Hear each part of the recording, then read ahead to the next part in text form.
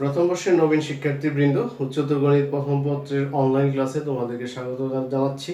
আশা করছি তোমরা বাসায় নিরাপদ অবস্থান করছো এবং আমাদের ক্লাসগুলো বাসায় বসে অনুশীলন করছো। আজকেও আমরা স্ট্রেট লাইন থেকে আলোচনা করব। স্ট্রেট লাইনের স্থানাঙ্ক অংশ, স্ট্রেট লাইনের মধ্যে স্থানাঙ্ক থেকে দুটি সমস্যার সমাধান করব। সমস্যার দুটি বোর্ডে দেওয়া আছে। সমস্যা দুটি সমাধান করার আগে আমি তোমাদেরকে যে জিনিসটি ভালোভাবে বোঝানোর চেষ্টা করবো এবং তোমরা অবশ্যই ভালোভাবে বুঝবে, সেটি হলো একটি রেখা দেওয়া আছে। এই রেখাকে কোনো একটি বিন্দু যদি বিভক্ত করে, সেটি যে অনুপাতে বিভক্ত করুক, সেই বিন্দুর স্থানাঙ্ক কীভাবে নির্ণয় করতে হয় সেটি আমাদের একটু ভালোভাবে বুঝতে হবে। ধরো এখানে একটি রেখা আছে, যে রেখার নাম হলো এবি। এ বিন্দুর স্থানাঙ্ক হলো x1 y1, বি বিন্দুর স্থানাঙ্ক হলো x2 y2। এখন একটি বিন্দু আমি নিলাম সি। সি বিন্দু এই রেখাটিকে বিভক্ত করেছে, সহজে বুঝতে পারছি এটা হলো এক ভাগ, এটা এক ভাগ। এবং বিভক্তকারী যে বিন্দুটি, তার স্থানাঙ্ক যদি আমরা ধরে নিই xy, তাহলে এই সি বিন্দুর স্থানাঙ্ক, এটা অন্তর্বিভক্ত, ভিতরে বিভক্ত করছে সেজন্য অন্তর্বিভক্ত। অন্তর্বিভক্তকারী যে সি বিন্দু, সেই সি বিন্দুর স্থানাঙ্ক বের করতে হবে। এখন সি বিন্দুটা এবি রেখাটাকে অবশ্যই একটা অনুপাতে ভাগ করছে, সেই অনুপাতটিও যদি আমরা ধরে নিই যে m1:m2, আপাতত আমরা ধরে নিলাম যে এই রেশিওতে সি বিন্দুটি এবি রেখাটিকে অন্তর্বিভক্ত করছে, তাহলে সি বিন্দুর স্থানাঙ্ক বের করব। সূত্রটা হলো, এখানকার বুঝ বের করার সূত্র হলো m1 × x2, এই x2 plus m2 × x1, x1 হলো এই বিন্দুর বুঝ, divide by m1 plus m2। এবং কুটি, এই সি বিন্দুর কুটি বের করার সূত্র একই, জাস্ট x এর জায়গায় y লিখবো, m1 y2 plus m2 y1 divide by m1 plus m2। এগুলো কুটি বের করার সূত্র। তাহলে অন্তর্বিভক্তির সূত্রটা আমরা সহজেই অন্তর্বিভক্তির সূত্রের সাহায্যে এই বিন্দু স্থানাঙ্ক আমরা বের করতে পারবো। এখন যদি আবার বলা হয় যে এবি রেখাকে বাইরে ডি একটি বিন্দু আছে, সেই ডি বিন্দু এবি রেখাকে বহির্বিভক্ত করেছে কোন বিন্দু অনুপাতে, m1:m2 অনুপাতে, তাহলে ওই বহির্বিভক্তিকারী বিন্দু যে ডি, সেই ডি বিন্দু স্থানাঙ্ক আমাদের বের করতে হবে। একই সূত্র, শুধুমাত্র তোমরা মনে রাখবে বহির্বিভক্তির বেলায় বুঝ যদি x হয়, সেই বুঝ বিন্দুর বুঝ বের করার সূত্র। এখানে অন্তর্বিভক্তির যে প্লাসটা, সেটার জায়গায় শুধু মাইনাসটা দিয়ে দেব। কুটির ক্ষেত্র এই প্লাসের জায়গায় আমরা মাইনাসটা দিয়ে দেব, তাহলে আমাদের বহির্বিভক্তি সহজে আমরা বহির্বিভক্তিকারী বিন্দু স্থানাঙ্ক নির্ণয় করতে পারবো। তাহলে আমরা বুঝে নিলাম যে রেখাকে বিভক্তিকারী বিন্দু স্থানাঙ্ক কিভাবে বের করতে হয়। এখন আমরা 1 নম্বর সমস্যাটি সমাধান করব। আগে সমস্যাটি একটু পড়ি যে এ এবং বি বিন্দু স্থানাঙ্ক দেওয়া আছে, দেখতে পাচ্ছ। এরপর বলা হচ্ছে যে এবি রেখাকে একটু বাড়াও সি বিন্দু পর্যন্ত, এমন ভাবে বাড়ানোর কথা বলা হচ্ছে যেন এবি গুলো 3bc হয়। সেই ক্ষেত্রে সি বিন্দু স্থানাঙ্ক বের করতে হবে। অর্থাৎ এবি একটি রেখা, একটু আগে দেখাইছিলাম, আবার এটা দেখাচ্ছি। এই বিন্দু স্থানাঙ্ক হলো p-24 আর বি বিন্দু স্থানাঙ্ক হলো 4-5। এখন সি বিন্দু পর্যন্ত এটাকে বাড়ানোর কথা বলা হচ্ছে, এমন ভাবে বাড়ানোর কথা বলা হচ্ছে যেন এবি রেখাটা বিসি 3 গুণ হয়, অর্থাৎ এবি টু 3bc। সেই ক্ষেত্রে সি বিন্দু স্থানাঙ্ক নির্ণয় করতে বলা হচ্ছে। এখানে শর্তটা হলো, আমরা শর্তটি লিখি এবি টু 3bc। এখন আমরা বোথ সাইডে এটার সাথে বিসি যোগ করে দেব, 3bc প্লাস বিসি। তাহলে কি পাচ্ছি, এবি প্লাস বিসি অর্থাৎ এসি, আর এখানে হবে 4bc। এরপরে আমরা এটাকে লিখতে পারি AB by BC equal to 4/1। আবার আমরা লিখতে পারি AC is to BC equal to 4:1। অর্থাৎ এটা দ্বারা আমরা বুঝতে পারছি যে সি বিন্দু এসি রেখাকে 4:1 অনুপাতে বহির্বিভক্ত করে।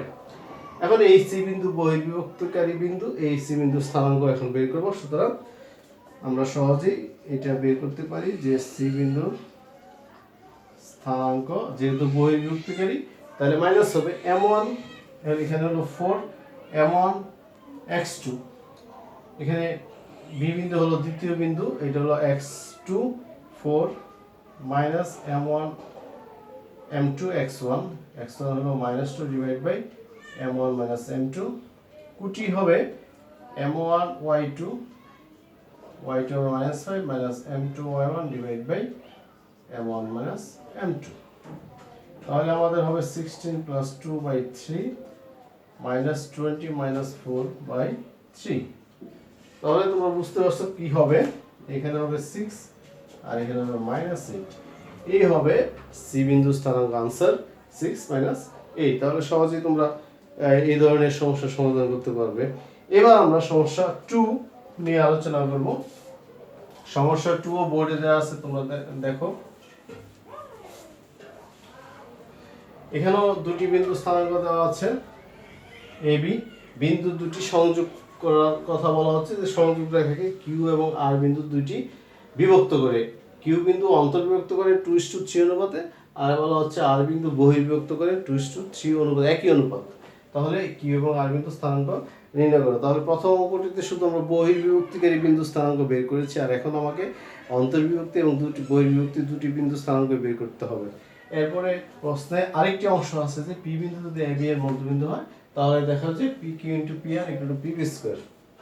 তাহলে শিক্ষার্থীরা চলো আমরা সমস্যাটি সমাধান করি। আমরা যদি বিষয়টি একটু চিত্রের মাধ্যমে দেখতে চাই, তাহলে বিষয়টি কি হয়, যদি এই বিন্দু আমরা বসাই, যেহেতু গ্রাফ না আমরা অনুমান একটু বসাই, যে 8 10 বিন্দুটি যদি এ হয় আর 18 20 বিন্দুটি যদি এ হয়, এই দুইটা বিন্দু যদি এ হয়, এ বি হলো সংযোগকারী রেখা। তারপরে বলা হচ্ছে কিউ বিন্দু এমন একটি বিন্দু যে বিন্দু এই রেখাটিকে 2:3 অনুপাতে অন্তর্ভুক্ত করে, এবং আর বিন্দু আরেকটি বাইরের দিকে সেটি এ বি রেখাকে 2:3 অনুপাতে বহির্বিভক্ত করে। তাহলে এই কিউ এবং আর বিন্দু স্থানাঙ্ক আমরা এখন নির্ণয় করব। তাহলে কিউ বিন্দু যেহেতু অন্তর্বিভক্তিকারী বিন্দু, তো সহজে আমরা কিউ বিন্দু স্থানাঙ্ক বের করতে পারি।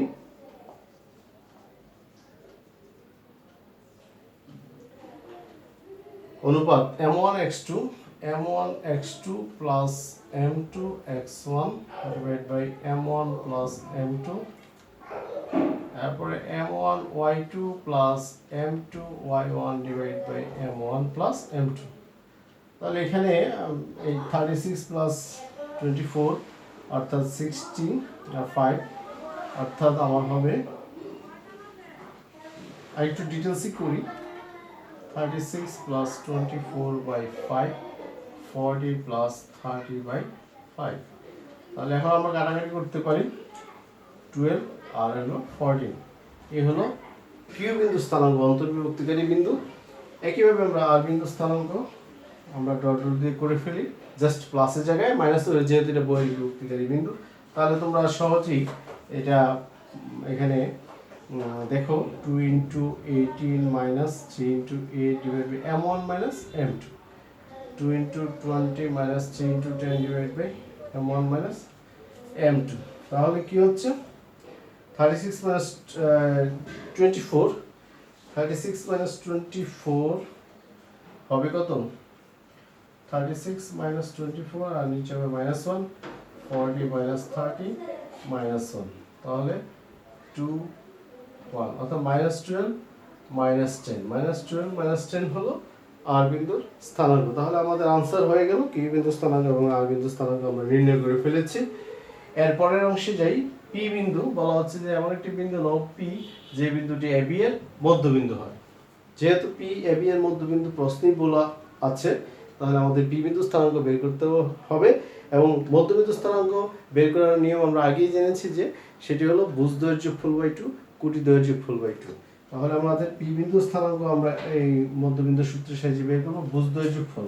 তাহলে এ বিন্দুর ভুজ 8, বি বিন্দুর ভুজ 18, 10 plus 20 by 2, এটা খুব ইজি।